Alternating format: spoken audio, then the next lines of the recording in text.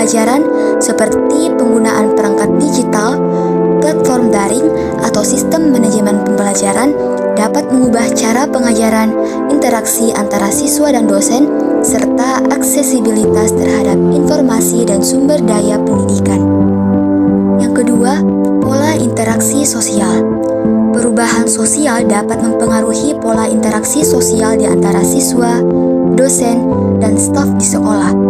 Misalnya, perubahan dalam preferensi komunikasi, pola pergaulan, atau pengaruh media sosial.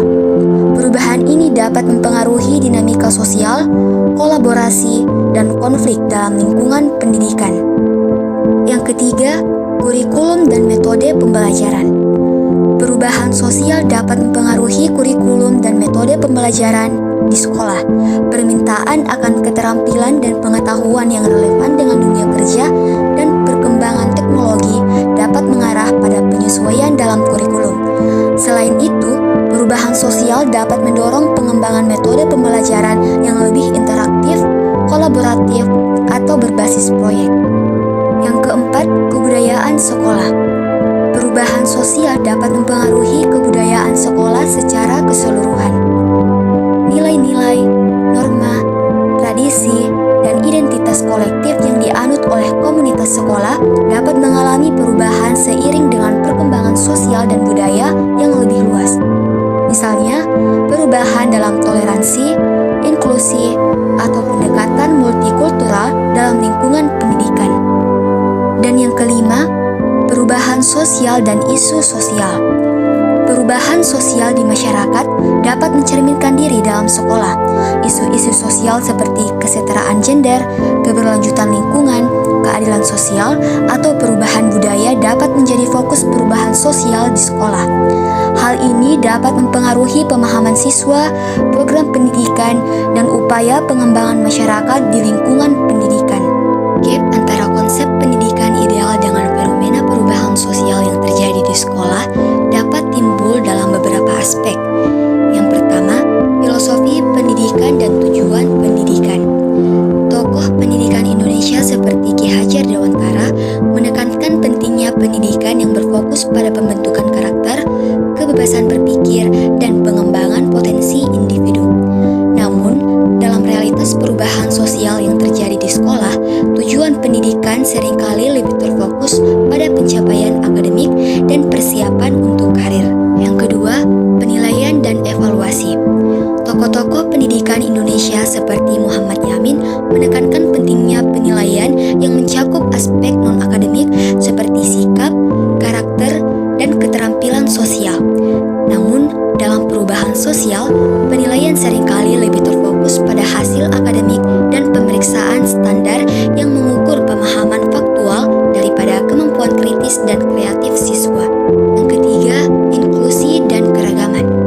Konsep ideal dalam lingkungan sekolah adalah menciptakan iklim inklusif di mana semua siswa merasa diterima dan dihargai tanpa memandang latar belakang, etnisitas, atau keberagaman lainnya. Namun, jika terdapat perubahan sosial yang menyebabkan munculnya ketimpangan perlakuan, diskriminasi, atau ketidakadilan terhadap kelompok tertentu, maka akan terjadi gap antara konsep ideal inklusi dan kenyataan di sekolah. Yang keempat, teknologi dan digitalisasi. Konsep ideal dalam perubahan sosial di lingkungan sekolah saat ini melibatkan penggunaan teknologi dan integrasi digital dalam pembelajaran. Namun, jika terdapat kesenjangan dalam aksesibilitas teknologi atau jika penggunaan teknologi tidak dioptimalkan dengan baik, maka gap antara konsep ideal dan realitas perubahan sosial akan muncul. Dan yang kelima, lingkungan fisik. Sekolah yang ideal harus menyediakan lingkungan fisik yang aman, nyaman, dan menstimulasi bagi siswa. Namun, jika terdapat perubahan sosial seperti kekurangan fasilitas, kondisi yang tidak terawat, atau kurangnya perhatian terhadap kebersihan dan kesehatan, maka akan terjadi gap antara konsep ideal dengan kenyataan di lingkungan sekolah. Beberapa hal yang berkenaan dengan fenomena antropologi yaitu budaya-budaya belajar yang terjadi di sekolah.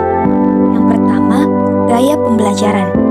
Budaya belajar mencakup gaya-gaya pembelajaran yang dianut oleh siswa dan dosen atau guru dalam proses pendidikan. Beberapa siswa mungkin lebih cenderung belajar secara visual visual, auditif, atau kinestetik. Pengakuan terhadap gaya-gaya ini dapat membantu menciptakan lingkungan pembelajaran yang lebih inklusif dan efektif. Yang kedua, norma dan etika pembelajaran. Budaya belajar mencakup norma-norma dan etika pembelajaran yang dianut di sekolah atau di kampus. Hal ini meliputi adab berbicara, saling menghormati pendapat, dan kerjasama dalam kelompok. Norma-norma ini membentuk cara siswa berinteraksi dan mempengaruhi dinamika kelas atau komunitas di sekolah maupun di kampus. Yang ketiga, pola interaksi sosial. Budaya belajar juga mencakup pola interaksi sosial antara siswa, dosen, atau guru dan staf di sekolah maupun di kampus. Hal ini melibatkan interaksi dalam kelas, diskusi kelompok, kolaborasi dalam proyek, dan hubungan guru siswa di luar kelas. Pola interaksi sosial ini dapat mempengaruhi cara siswa belajar, berpartisipasi, dan membentuk identitas mereka sebagai pelajar. Yang keempat, penilaian dan pemahaman sukses. Budaya belajar mencakup penilaian dan pemahaman terhadap sukses dalam pendidikan. Hal ini mencakup standar pencapaian, cara penilaian, dan penghargaan yang diberikan di sekolah. Budaya belajar yang kuat menghargai usaha, keberhasilan, dan peningkatan individu serta menghormati perbedaan dalam kemampuan dan gaya belajar. Dan yang kelima, pengembangan karakter dan nilai. Budaya belajar juga mencakup pengembangan karakter dan nilai-nilai dalam proses pendidikan. Sekolah atau kampus seringkali berupaya membentuk sikap, etika, dan nilai-nilai positif pada siswa. Hal ini dapat mencakup nilai-nilai seperti integritas, etika kerja, kepemimpinan, kepedulian sosial, dan keadilan. Gap antara konsep pendidikan ideal dengan fenomena budaya-budaya belajar yang terjadi di sekolah dapat menunjukkan beberapa analisis kritis. Yang pertama, ketidaksesuaian kurikulum. Konsep pendidikan yang ideal seringkali mencakup aspek seperti pendekatan inklusif, penghargaan terhadap keberagaman, dan penekanan pada pembelajaran yang berpusat pada siswa. Namun, dalam praktiknya, budaya-budaya belajar yang terjadi di sekolah atau kampus mungkin masih didasarkan pada kurikulum yang terlalu kaku dan kurang responsif terhadap kebutuhan individu siswa. Ketidaksesuaian ini dapat menciptakan kesenjangan antara konsep ideal dan realitas di lapangan. Yang kedua, stereotip dan prasangka. Konsep pendidikan yang ideal mendorong penghormatan terhadap perbedaan budaya dan penghindaran stereotip. Namun, budaya-budaya belajar yang muncul di sekolah atau kampus tidak selalu mencerminkan nilai-nilai ini. Seringkali masih ada stereotip dan prasangka yang mempengaruhi interaksi dan pembelajaran siswa. Misalnya, siswa dari kelompok minoritas mungkin menghadapi prasangka atau diskriminasi yang bertentangan dengan konsep pendidikan yang inklusif dan adil.